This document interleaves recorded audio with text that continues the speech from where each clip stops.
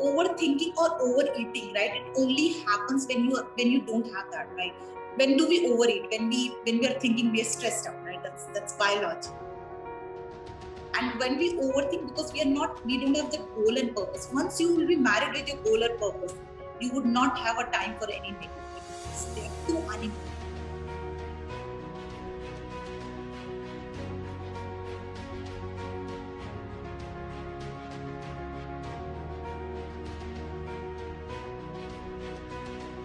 Welcome everyone. I am Raghav Ajitsaria, a third-year undergraduate studying chemical engineering at IIT Delhi, and I will be the host for this next episode of Alumniscence. Today we have with us Miss Aparna Saraugi ma'am, and I'll just introduce her quickly.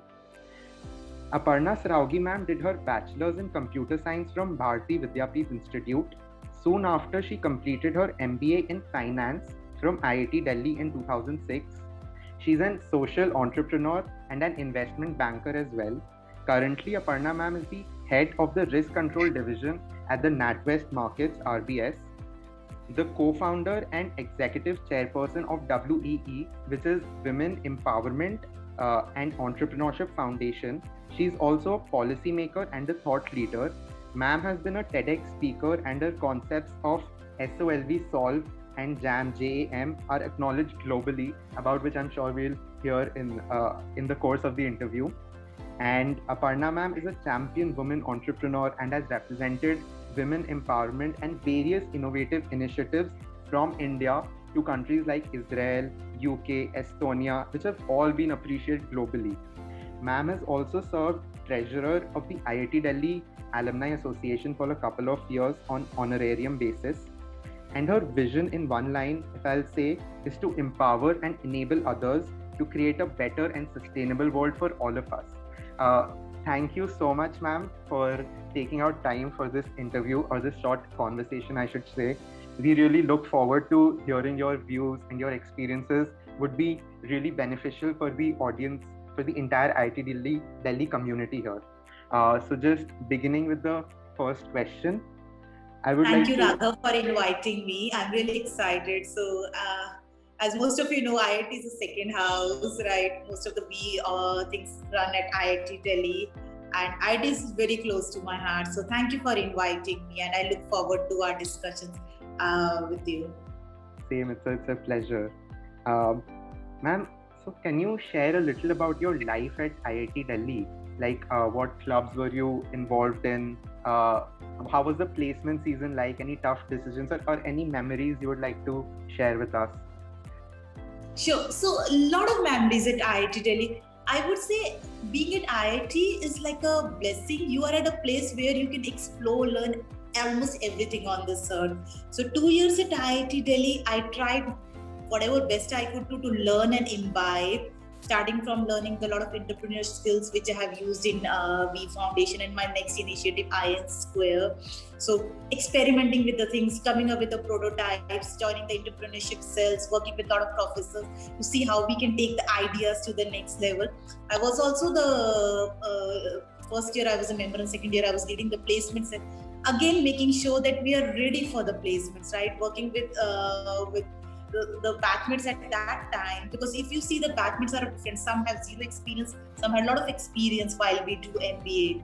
So making sure that the skills that we offer to the corporates, right, they should come to us and say, we want to hire you. This is what we are looking forward. So working with the corporates, working with the team members, working with the batchmates to right skill set and right attitude, and making sure that it works well for the corporates as well as our IIT Delhi placement cell. So I think it was a great learn. I was a part of placement cell. I used to write a lot of newsletter. I was part of the entrepreneurship cell. I think that's it at that time. Yeah. Wow, that's really great. And ma'am, after doing your MBA in finance from IIT Delhi, can you tell about your journey in the corporate life and how it evolved after that? Sure. So I started my corporate with a Deutsche Bank, and that time they were coming in India and they needed somebody to set up the team. And at that time, you won't believe, it was not longer 15 years. I was the first woman to be in that team. Okay, wow. It was a very, very, very different team. So I set up the team and make sure that the processes and the things are sustainable. Right, it's easier to get the things done. Right, it's very, you're going to realize when you, but making sure that that's done in the best possible manner, that's done in a sustainable manner, that's done in a way that this is the best possible way things can be done. That the trust factor, and that's the thing that's so I've set up that the first team in the Deutsche on risk management, and then I did set up another teams in Credit Suisse. And because my family is in Delhi, I had to come back to Delhi because obviously my parents were getting slightly old and I had to be with them. So I took this head risk market opportunity, and here again I've set up the credit risk teams, market risk teams, and now I head Credit Risk India team. Wow, that's fantastic. And you spoke about making processes sustainable and how you were the first woman at the team at Deutsche Bank. Ma'am, can you also share some examples of these sustainable processes? And like, we as students don't really know what is it that the work we do at a bank, or how is the day-to-day life. So if you can shed some light on those things. Sure. Okay, so let's understand it from the simple thing, right? Let's say we want to do some process, right? One way is that let me follow the shortest route and I'll get it done. Okay, that's one way. That's generally what happens is when we graduate, we say, let's go by that. But I think as you go senior or as you want to move up the values, you need to understand why you are doing it. What value this work is going to add to yourself, to the organization, to the broader community. That deep diving. What I am doing, would it be sustainable if I am not there tomorrow? Right. What I am doing, is this the best possible way to do it? It's not always the quickest way. Let's say the technology is advancing so much. Can I use the modern technology like AI, machine learning, robotics to get this happen? And if I use those technologies, what are the risks I'm more taking? Right. And so, and how do you build that relation that when you are able to do, you're able to groom others to do that, and then they are further able to groom others, and that's how you develop a chain of leaders who are able to deliver the sustainable long-term results.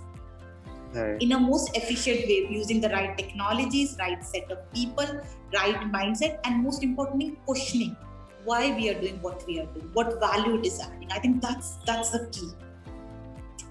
Great. Ma'am, you spoke about adding value and questioning what is it that we are doing. I feel this is also very relevant in college life, and right now we have to make so many decisions. After in undergraduation, after third year, we have our internships, and then there is placements, about which a lot of people take a lot of stress and tension. And so can you give any guidance here of how to go about this process to all the students here, be it undergraduates or postgraduates, when they are graduating?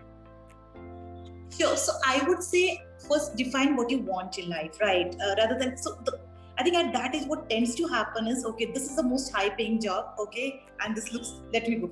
That doesn't work. That's even not worth it. Think so I'll talk about my solve model. So think about what are your strengths. Every human being has strengths, and coming to the IIT, that means you surely have some good strengths. Think about what are the strengths, write it down strongly, and talk to your friends and others. These are my strengths. Do you believe these are my strengths, or it's that I believe that these are my strengths? Right. And then start thinking that what are the opportunities you can create out of those strengths.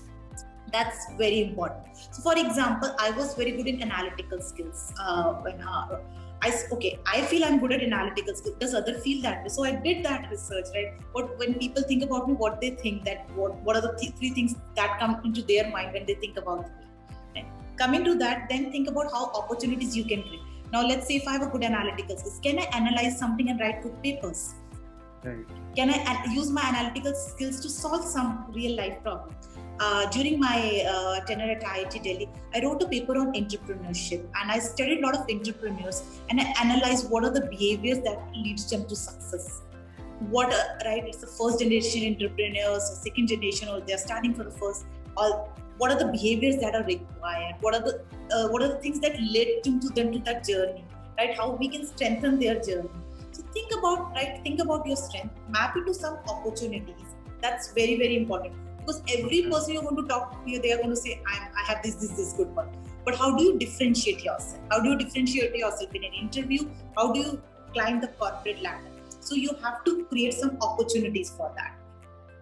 And then I would say leverage it with a velocity. It's no longer a time that you keep on thinking. It's a time when you do the things fast. Right. Solve strength, opportunities, leverage it with a velocity. Got it. So this is like step by step. How when do you suggest should a student do this? As in this solve mapping, like it's something which a first year student should do, or a fourth year student, or like.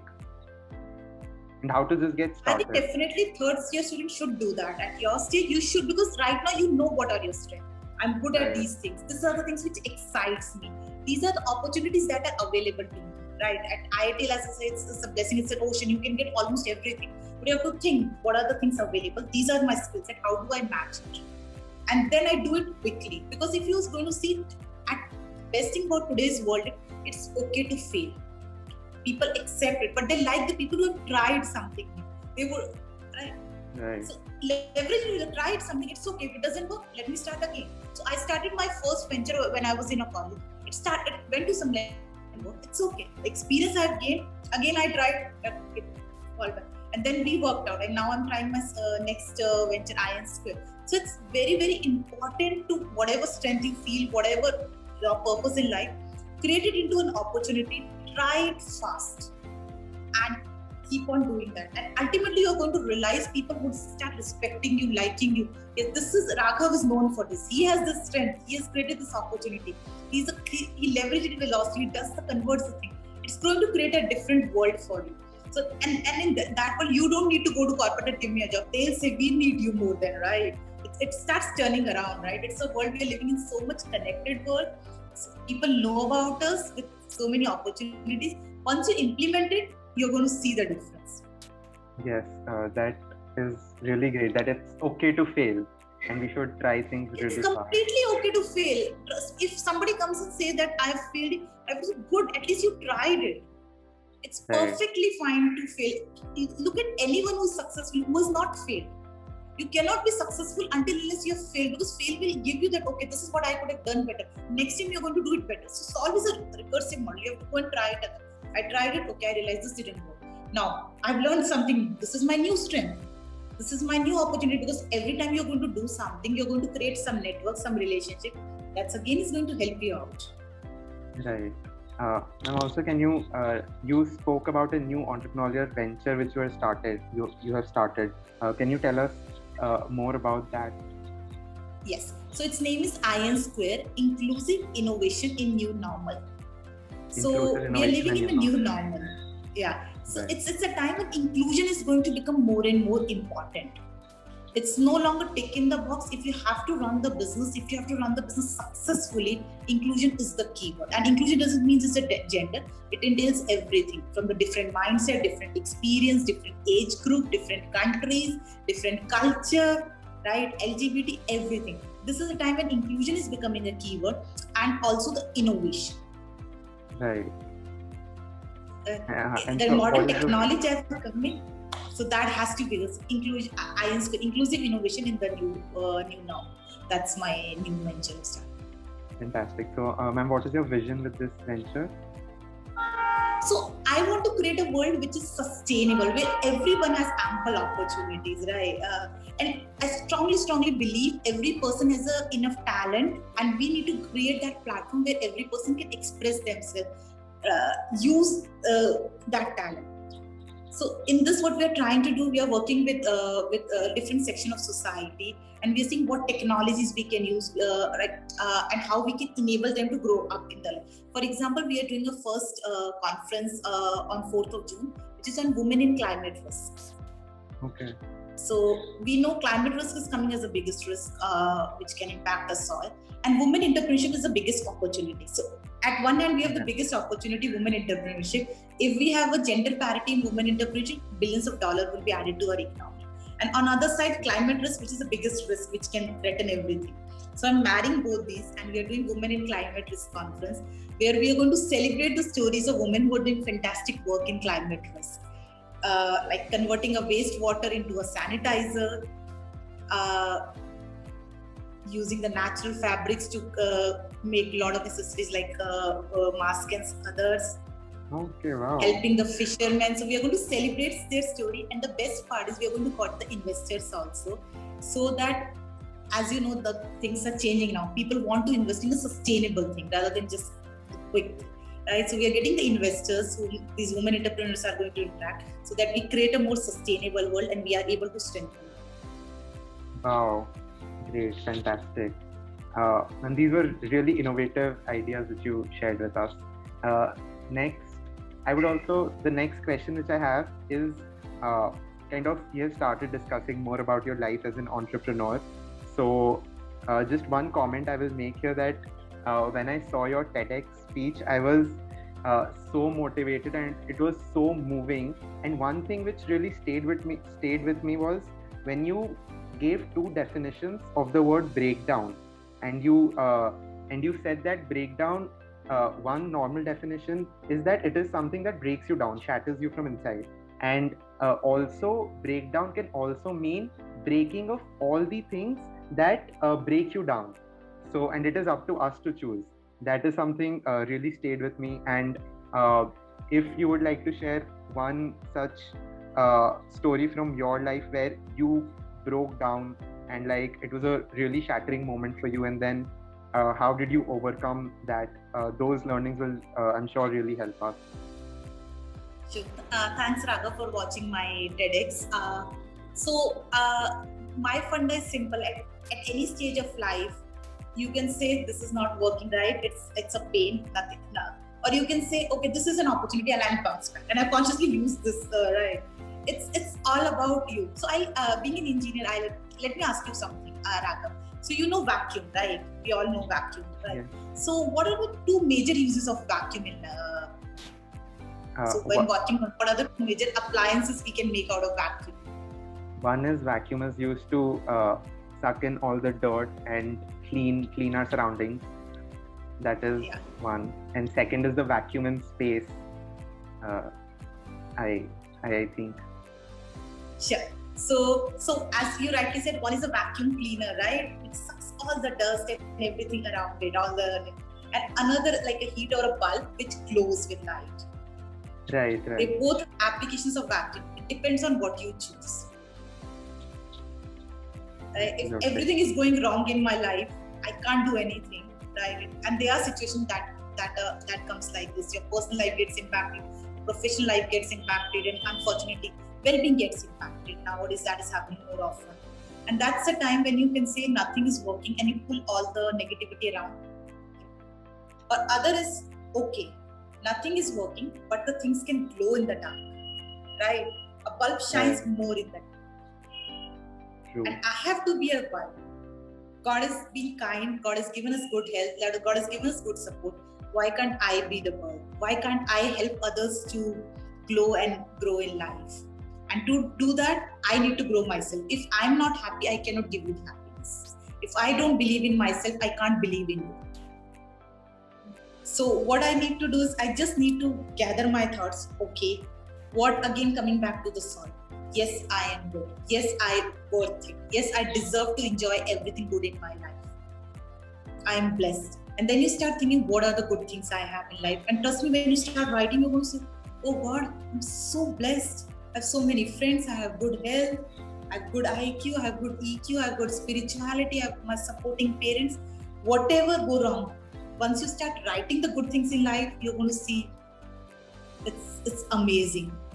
Again, you write your strength and then you think, what are the opportunities I can create out of that? How can it help? So for example, the SOLVE model I have been following. When some personal bad incident happened in my life, which actually shattered me. One way was I could have said, okay, I'm not doing anything. Life is not fair. Another is I said, why don't I enable others? Why don't I strengthen others? Why don't we create a better world, a sustainable world, where we hold hands of each other and support each other? And that's where I thought about my strengths, the entrepreneur program. How can I create it in an opportunity? So I thought about opportunities, women entrepreneurship.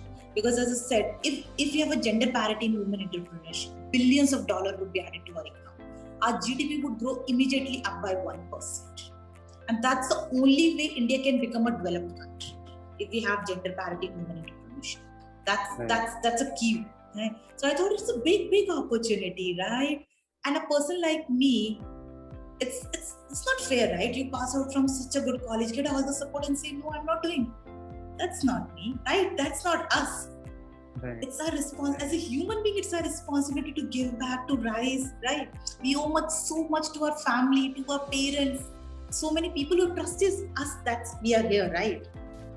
And it becomes a get up and say that I want to be a part, not a vacuum cleaner, and I'm going to glow. I'm not going to let anything to break me down or break them down, right? I'm going to rise up, and then you start mapping, and it changes the whole world.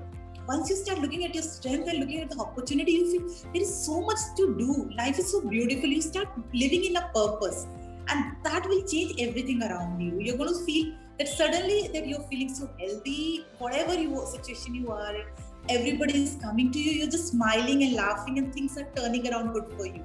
And that changes the world. And that's exactly what happened with me. When I was at that time completely down, I started thinking about my strength, working on my opportunity. Some flow of energy, it automatically comes. And that's what I always say.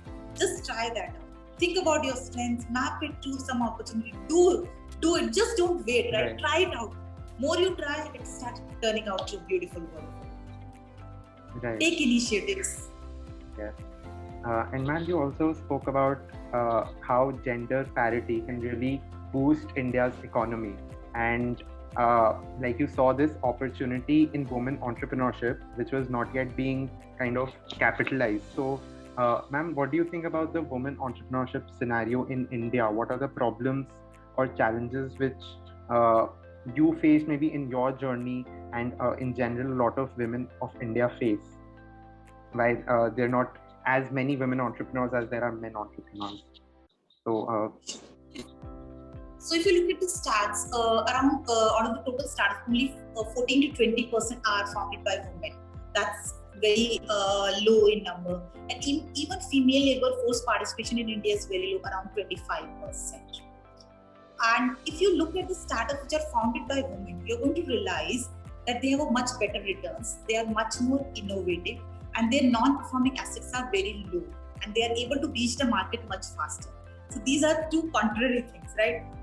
What they found, they are really good, but why that number is low? There are few problems, and which is not India specific. They are the global issues. The first one is lack of role model.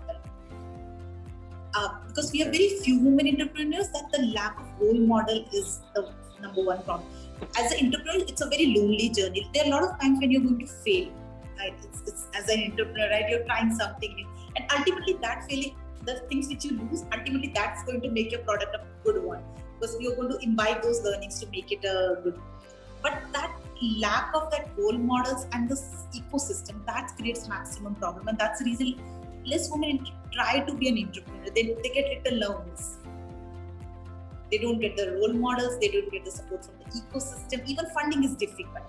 And that's how we came up with this concept of we, where we say it's a journey from me to we and we, where all the women come together and be each other support. So at we, we just handle each other, right? It's okay if I'm going through the low phase, I'll support you. We all go through. We become each other producer, consumer, partner. And that's how it changes the world, because most of the ecosystem are dominated by male. And that's where the women don't get that support. But once they get that support, it changes it. And that's the reason our B success rate is one of the highest in our country, because they're stood by each other. If I can give a real example out to you. So there is a lady in our B batch. She makes anti-aging cream from the donkey milk. Imagine a donkey, right? Right?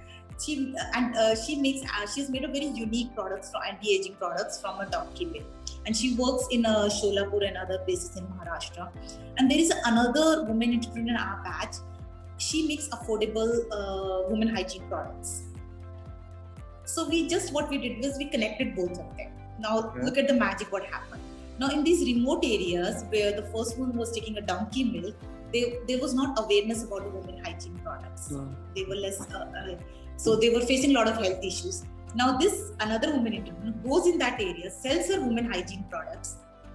Their well-being increases. The extra income they're making by selling the donkey milk, they're able to invest in their well-being and also in growing in their business. So it's just you have to connect the right.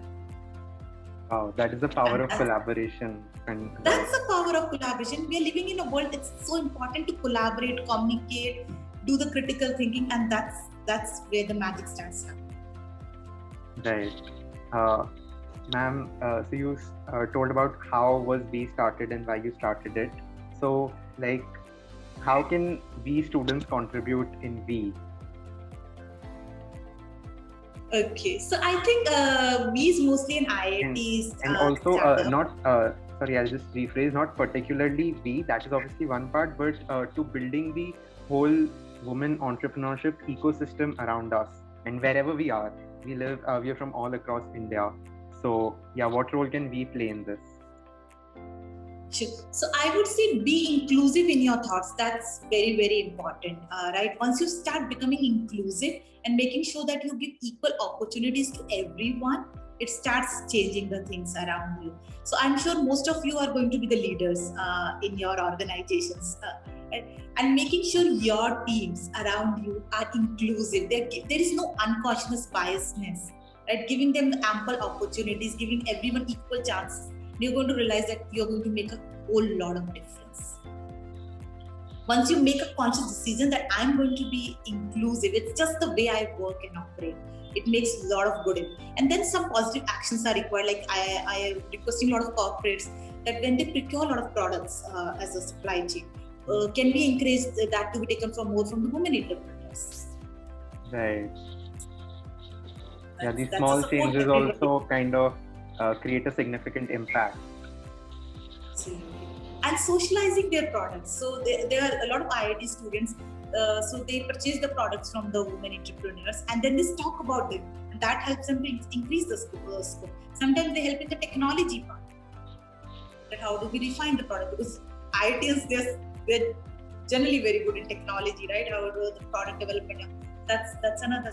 But the most important is the mindset that yes, inclusive, and I'm going to make sure that I give maximum opportunity to everyone rather than being just close. Once we all start having that mindset, it's going to be a different. Right, absolutely. Ma'am, now coming back to your personal experiences, being leaders, you spoke about IITians being leaders when they go out in the world, and I have this question that how do you manage your corporate life with your personal family life, and then you also have your own entrepreneurship venture you are running. So how has your experience been in being able to multitask simultaneously, and what challenges did you face here? Okay, so I think once you're in love with what you do, automatically everything happens. That's my take. Right. Once you believe that I can do it, first thing is you need to believe in yourself that yes, I can do it because it's the right thing to do. It aligns with my value, with my purpose, and then automatically things start turning. The few things which I try to follow in my life is the number one is build trust. Once you start build trust with people around you, everyone, your team, your stakeholders, with everyone around you, that changes everything. So I can share some example the things which take days for other people, it takes few minutes for me. Because of that, the trust you have built, the investment you have done in the relationship. So always invest in the relation, and that's so critical in the world we are living in, right? Make sure that you are there with your people, with your team and everyone, right? Your support system, your surroundings, your stakeholders. And then the trust factor would be so much that they would come to you and say that Raghav, I want to help. What can I do for you, rather than you are going and saying it other way around. Like the same thing, the corporates. Once you prove your strength, they would come to you and say, we want to hire you, rather than you saying that please hire me. It changes the thing. Right. Constantly work on our own selves and just... Yeah, exactly. And build that trust. Like if you commit something, make sure that you deliver it and raise your hand. So I think I literally have that habit of raising my hand very strongly for a lot of things, right? And once you start raising your hand, okay, I'll share some examples. So there is a CEO who's connected on my Facebook. I don't know him personally, but I follow him because I really like the work he does. He recently wrote a book, and I liked his book, and I actually raised the hand and said, I loved your book, and what can I do to socialize your book, because it's a very good, impactful book. And I don't have any relation. It's just I raise my hand and it builds the connects. Right. There are a lot of initiatives which I have taken in my office. Like I have taken a new initiative, Everyone is Unique and Beautiful, which is an initiative where we celebrate the stories of different people who are unique and really bringing the value to the table. So raise your hand, take initiative, and then you'll realize that the world has completely changed for you. Your network is so good, people want to be with you, support you, and you realize these things flow automatically. So then you don't have to work extra, it just becomes natural. Wow. Actually, I really relate this because I myself started this initiative here in Kolkata after lockdown, when things became a little easy in January. There were not a lot of COVID cases.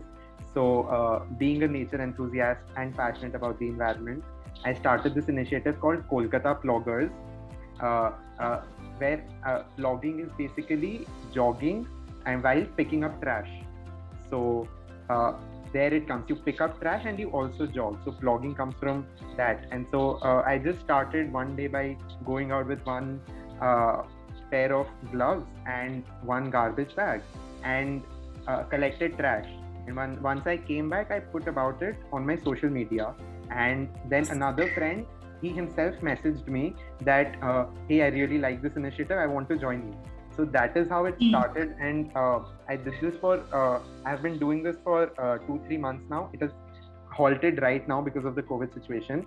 And this has really grown from just a couple of people to like 40-45 members we used to have in every weekend plogging drive.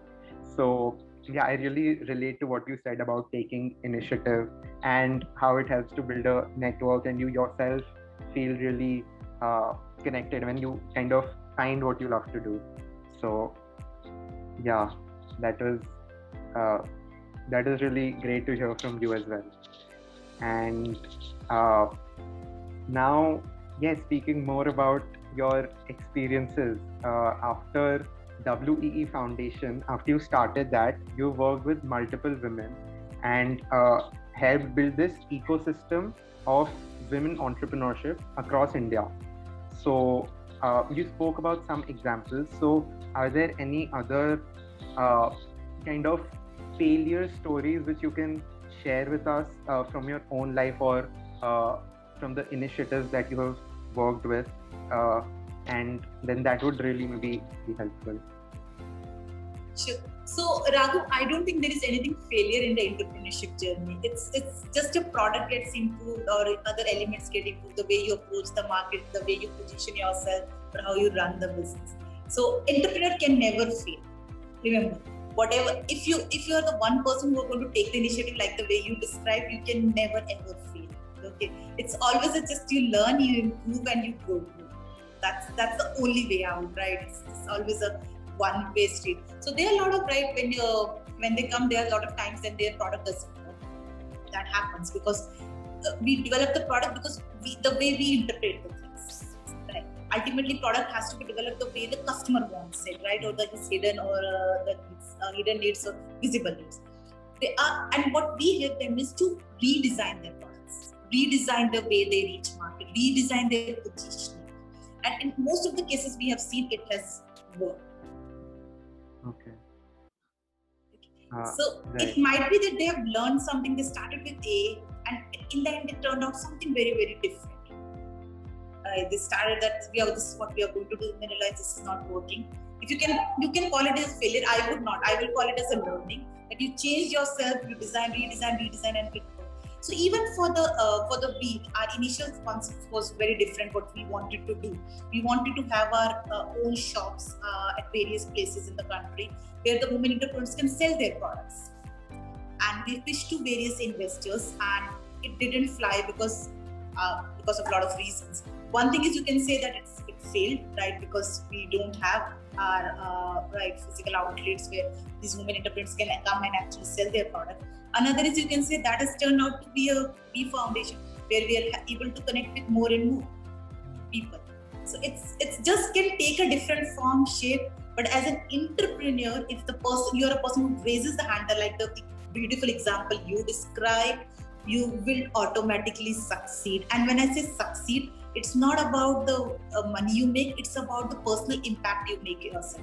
I don't know whether you have realized when you were describing your example, you were smiling, and the smiling was very contagious, right? It's something that other people would like to say, yes, I want to smile the way, right? I want to bring that real change. And that brings a lot of good health, well-being, because once you be the part of the journey, right, brings you a lot of good network, helps you in that, and it's just become everything start changing the positive. Even you see that some certain things are not working, you're going to learn it and you'll make it a better.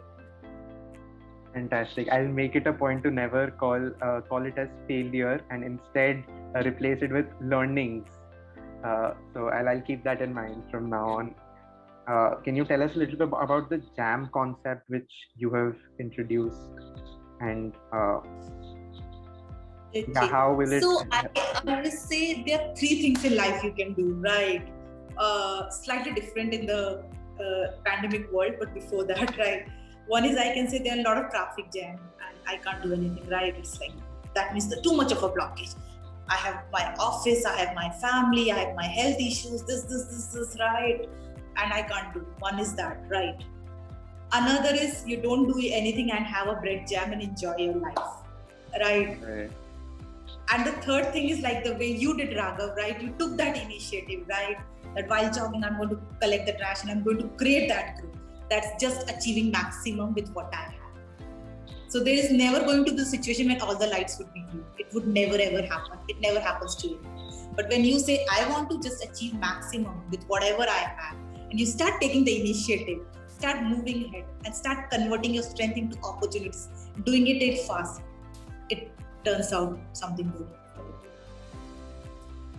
Right. Thank you so much, ma'am, for this time. Just last question, if you would like to give any 2 pieces of advice to the entire IIT Delhi student community watching this. Obviously, you have shared a lot of tips and tricks to lead a very fulfilling and impactful life. But any final 2 things which you would like to share with all of us? Sure. I would put one, which is an important one. Make sure that you invest in your dreams daily. It's very, very important, right? So it's like a simple maths. If I just dream and don't do anything, after a year I'll be there where I am. But if I take even a small step, right, very small step on a daily basis, imagine how closer I would be to my dream after. It's a simple maths, right? And that maths is just stuck in my mind. Every morning I get up and say, okay, these are my dreams. This is what I want to do. What are the things I can do to be closer to that? And automatically some ideas would come or something, and I make sure I implement it. So that's what. Make sure you invest in your dreams on a daily basis, and you would achieve them. Okay, wow, that's really nice. The second is okay, I can say whether I'll get a placement. So there are 100 things that can go wrong, right? Placement, financial well-being, health. If I worry about them more, chances of that happening would be more, right? If I'm going to worry, right, that this thing can happen, chances of that happening would increase. Rather than if I start thinking that what more better can happen in my life tomorrow. It's just the same. I can think, right, at this stage, people are impacted with the lifestyle disease. I can think that this can happen to me, right, with so many news. But I can think so many beautiful things can happen to me, that we can go all around the world. IELTS can be the initiative where I get the top leaders to speak in my conferences. Right. And that's where the things change. So I would just say that if you have a dream, it's so important to have a dream as much as it's important to have a food, right? Your brain will automatically think good thing, that how can I take my dream up goal to the next? Overthinking or overeating, right? It only happens when you don't have that, right? When do we overeat? When we are thinking we are stressed out, right? That's biology. And when we overthink, because we don't have the goal and purpose. Once you will be married with your goal and purpose, you would not have a time for any negative thoughts. They are too unimportant. As to my goals, right? Like if I talk about Raghav, you're going to talk about your initiative, like you said, right? I want to connect more, and you would think about that. You would not think about that these things can go wrong. Automatically, it just happens, right? If you get a new dress in, right, your wardrobe would be full of new things, or it's just filling your brain with all the positive, your goals, purpose. And I think your initiative connecting with alumni is a very good one, because more the stories they are going to hear, chances of getting to the positive, right? How do we convert our ideas, right? Take it to the next level would be higher. Right. Thank you so much, ma'am, for your time. It was really great interacting with you, and we have learned a lot in this session with you. Thank you so much. Thank you, Raghav. All the very best for your initiative and for your future endeavors. Take care.